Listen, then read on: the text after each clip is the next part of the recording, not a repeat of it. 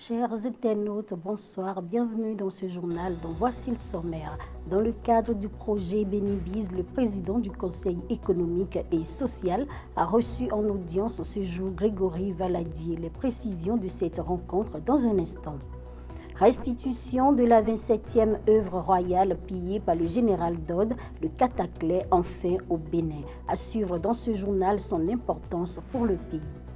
Découverte macabre d'un corps sans vie à Natitengu, un jeune homme a été retrouvé mort et égorgé à Faféré. Les détails dans cette édition. Voilà pour le sommaire.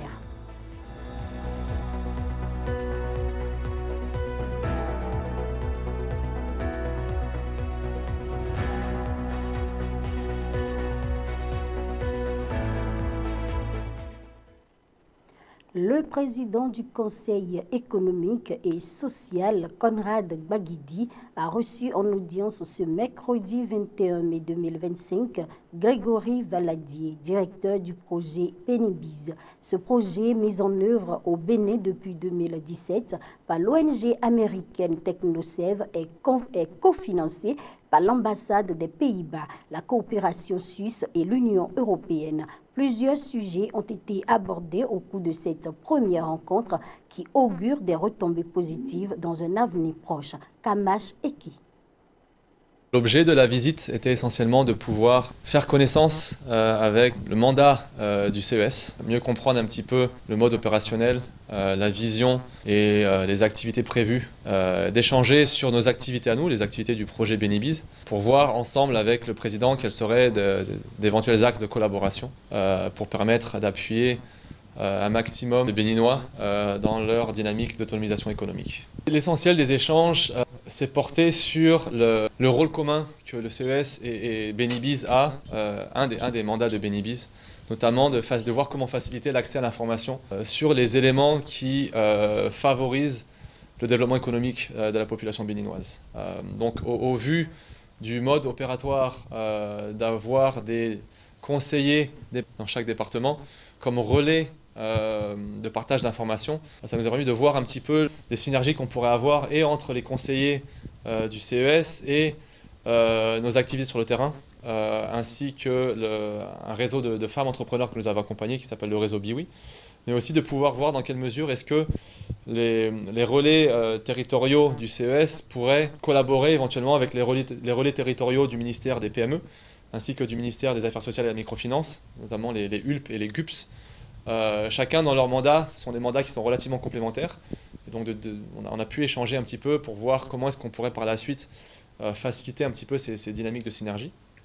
On a parlé également des activités de promotion du consommation local, pour voir comment est-ce qu'on pourrait retravailler un petit peu les activités qui sont historiquement mises en place pour mieux contribuer à faciliter la promotion du consommé local et du coup contribuer à diminuer un petit peu les produits concurrents qui sont importés. On a parlé aussi de collaboration potentielle concernant les partenariats avec le secteur privé, tels que les télécoms, comme MTN ou comme Move, sur des dynamiques de kiosquisation, pour citer le président, pour voir comment créer éventuellement des hubs ou des kiosques sur les territoires qui permettraient de pouvoir s'appuyer pour faire la promotion ou la vulgarisation de différents éléments de textes de loi comme d'outils ou de réformes qui pourraient être utiles à la population. Et pourquoi pas s'en servir comme des relais territoriaux qui peuvent même être des structures de promotion de produits entrepreneuriaux pour le consommé local ou pour d'autres choses similaires.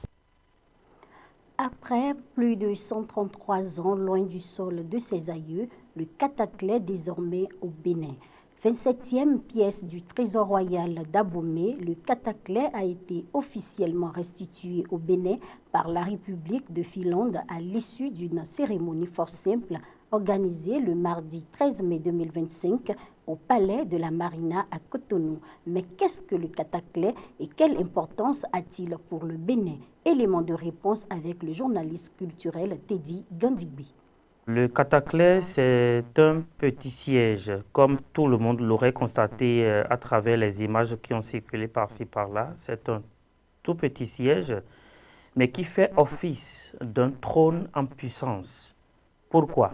Parce que lorsque le roi veut aller consulter le Fa chez son bokono principal, il n'arrive pas à déplacer le trône du palais vers ce bokono.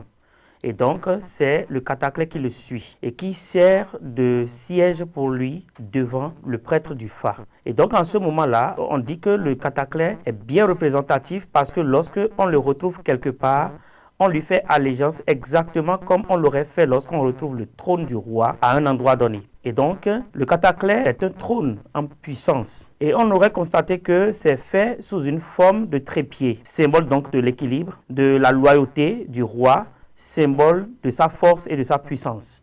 L'autre chose qu'on peut retenir du cataclès, c'est un patrimoine, tout simplement parce que ce qui est rapatrié de la Finlande vers le Bénin n'est plus à l'étape d'utilisation, c'est désormais à l'étape de patrimoine parce que les rois de Dahomey l'auraient utilisé entre-temps avant que cela ne soit déporté vers la France et puis après la Finlande. Et donc aujourd'hui, quand on l'a rapatrié, puisque aucun roi ne pourrait plus l'utiliser désormais, on le classe dans le patrimoine national du Bénin. Et ça devient donc un patrimoine que nous pouvons chérir avec beaucoup de fierté. C'est toute une fierté parce que nous savons que les souverains du Dahomey, sinon plus précisément le roi Béhanzin, l'auraient utilisé déjà. Et donc quand on sait que les empreintes de ces souverains, les empreintes de ces conquérants, les empreintes de ces combattants vaillants, qui quand même ont fait beaucoup de choses pour le pays, le Dahomey ancien et aujourd'hui Bénin, l'ont laissé et que ça a été déporté et qu'on arrive ou on réussit à le rapatrier, ça doit être forcément un objet de fierté, ça doit être un objet de joie, tout simplement parce que patriotisme oblige. Symbole de l'élégance de l'art royal béninois, le cataclès s'inscrit dans la continuité de la restitution des 26 trésors royaux en 2021. Au-delà de la conservation dans des musées en cours de construction ou de rénovation, le Bénin entend faire de son patrimoine culturel un véritable levier de développement économique durable. C'est là le socle de la politique de mise en valeur. Teddy Gandigbi.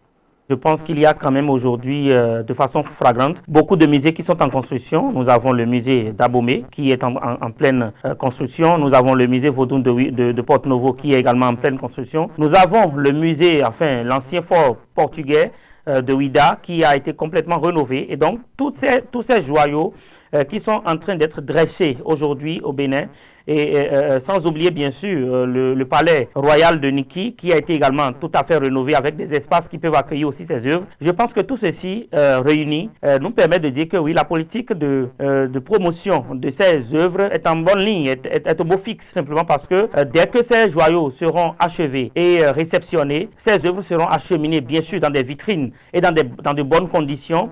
Et on verra, on aura l'opportunité d'aller visiter, on aura l'opportunité de faire de chiffre d'affaires parce que pour visiter désormais, ce ne sera plus gratuit. Ça permettra quand même d'avoir un fonds de caisse qui pourra permettre d'entretenir les joyaux et d'entretenir aussi les œuvres aussi longtemps que cela va rester sur le territoire.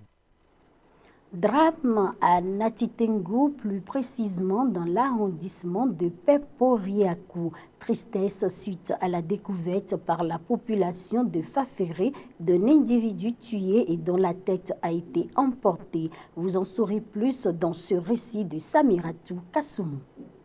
C'est une découverte qui vient troubler la quiétude de la population de Natitengo. D'après les informations du chef de l'arrondissement de Peporiakou, Basile Mané, il s'agit d'un jeune homme d'environ 25 ans qui était couché dans un petit bain de sang qui a été retrouvé sans sa tête. Difficile donc de déterminer l'identité de l'individu. Une équipe du commissariat de Kouaba a été alertée par les populations. Une fois sur les lieux, le constat a été fait en présence du chef d'arrondissement de Peporiakou et du médecin-chef de l'hôpital de Zo de Natitengo. Le procureur du tribunal de première instance de Natitengo a ordonné que le corps soit déposé à la morgue de Natitengo jusqu'à ce que les parents soient retrouvés, a confié le chef d'arrondissement de Peporiakou. Le chef d'arrondissement invite la population à se rapprocher du commissariat de Kouaba au cas où une personne de ces caractéristiques aurait disparu dans leur entourage. Il invite également ces dernières à la vigilance et à la prudence dans les déplacements et les compagnies pour faire preuve de sécurité afin de ne pas être la prochaine victime. Une enquête est donc ouverte pour élucider les réels acteurs de ce crime. N'attendez pas d'être heureux pour sourire, souriez plutôt afin d'être heureux. Ainsi se referme ce journal. Merci de nous avoir suivis et n'oubliez surtout pas de vous abonner pour ne pas manquer l'information.